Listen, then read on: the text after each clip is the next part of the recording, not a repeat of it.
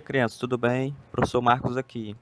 Hoje damos continuidade às nossas aulas. Hoje nós veremos máquinas simples.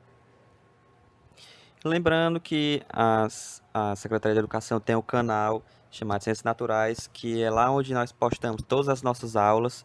Então, se vocês tiverem alguma dúvida, quiserem aprofundar o conteúdo, não se esqueçam de olhar as nossas aulas no canal, se inscrever, curtir e compartilhar as nossas aulas com os colegas de vocês. E, como sempre, é não esquecer da pandemia que está assolando o nosso país, não só o nosso país, mas todo o nosso planeta, né? A pandemia do Covid-19. E relembrando, né? Como é que a gente se previne do Covid? Usar sempre a máscara, usar álcool em gel, lavar bem as mãos, manter o distanciamento social, desinfectar, sempre limpar os seus objetos pessoais e sair de casa somente se necessário, né? E relembrando os sintomas, febre, tosse seca, dor de garganta, dificuldade de respirar.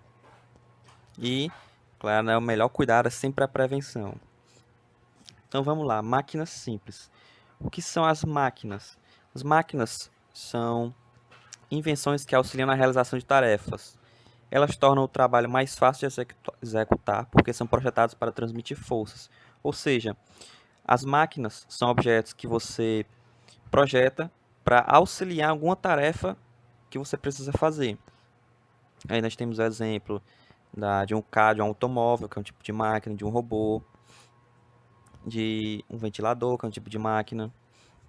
Aqui nós vemos abaixo exemplos de máquinas simples. Aqui as engrenagens, o carrinho de mão, a pinça, o abridor de garrafa. As máquinas, mesmo as mais complicadas, se fundamentam em princípios básicos, conhecidos com o nome de máquinas simples. Aqui nós temos os tipos de máquinas simples que nós vamos estudar. A roda-eixo, a alavanca, a engrenagem, polia, cunha, parafuso e o plano inclinado. Roda-eixo. O transporte de um caixote pesado torna-se mais fácil com a utilização de um carrinho equipado com rodas que giram ao redor de eixos. Aqui vocês podem ver no exemplo, nesse primeiro desenho da esquerda, a pessoa está empurrando o caixote sem o uso da roda-eixo, sem o parzinho de rodas. E o esforço, como vocês podem ver, o esforço é muito maior.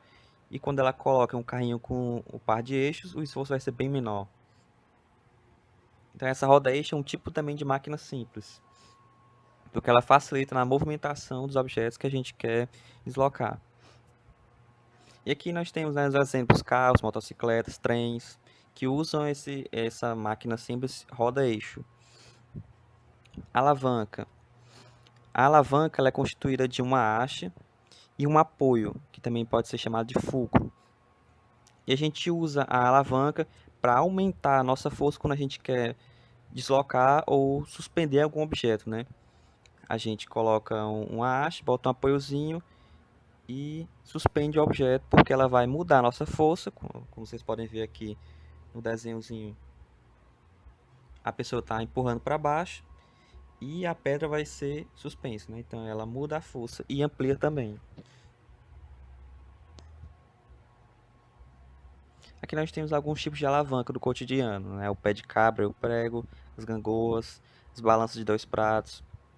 Nós também temos vários, relembrando, nós já vimos as alavancas que tem no nosso corpo, né? No nosso braço, o pescoço, o pé, pinça. E sobre as alavancas, existem 3 tipos de alavanca: as interfixas, as interresistentes e as interpotentes, bizu. Inter significa meio. Então, interfixa já diz o que é que vai estar no meio. Fixa é o apoio. Então, uma alavanca interfixa é aquela alavanca que tem um apoio no meio. Aqui, como vocês podem ver na foto, na esquerda tem o esforço, que a gente chama de força potente, que é a força que a gente faz para suspender o objeto. Tem o ponto de apoio e mais na direita, no finalzinho, tem a força resistente, que é o peso que a gente quer levantar. Então, a alavanca interfixa é aquela em que tem um apoio no meio. Aqui vamos ver um exemplo: o prego e o martelo. O apoio está aqui no meio, a força resistente é o prego e a força potente é o nosso esforço. Interfixa tem o apoio no meio. Agora vamos para interresistente. Interresistente é a que tem a resistência no meio, tem a força resistente no meio, então tem o peso no meio. Aqui vamos ver o exemplo, ó. Carrinho de mão. Onde é que está o apoio? Está mais à esquerda, lá no finalzinho. O peso está no meio e a força potente, que é a nossa força, está lá no final, no começo, quer dizer. Então, interfixa, apoio no meio. Interresistente, peso no meio. E só sobra a interpotente, que é aquela em que a nossa força está no meio. Aqui o exemplo, ó, a pá. A nossa força está no meio, o peso está mais para a esquerda e o ponto de apoio está mais para a direita. Então, interfixa, o apoio no meio, interresistente, o peso no meio e interpotente, a nossa força no meio. Esses são os 3 tipos de alavancas. Polias ou roldanas. Imagine, como vocês podem ver aqui na foto, ó, um operário suspendendo um peso. Imagine que um operário de construção tenha de levar um objeto de 20 kg do chão até o terceiro andar. Aí vamos às opções para que ele consiga fazer isso. Subir pelas escadas carregando o objeto.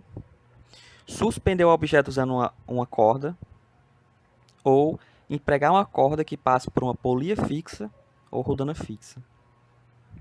E qual é a opção que a gente mais vê no cotidiano? O uso da polia. Então, o que é a polia, né? Polia fixa ou rodana fixa. A denominação fixa é porque a polia não está presa ao objeto, que será fixo, mas sim a uma superfície. Esse objetozinho aqui que roda, preso sempre ao teto com essa hastezinha aqui, e a nossa corda passa por esse círculozinho que vai rodar, e essa é a polia. Aqui é fixa porque ela não se move. A gente vai ver depois as polias móveis ou polias livres.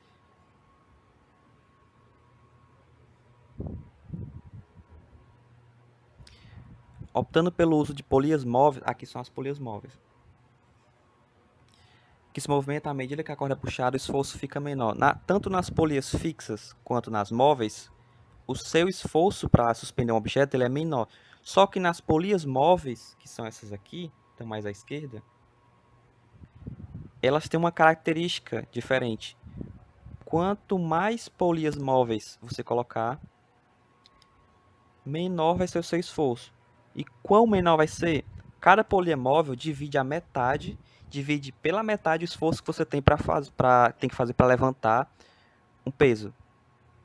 Por exemplo, se você precisa levantar uma caixa de 10 quilos, você precisa fazer uma força de 100 newtons com a polia fixa.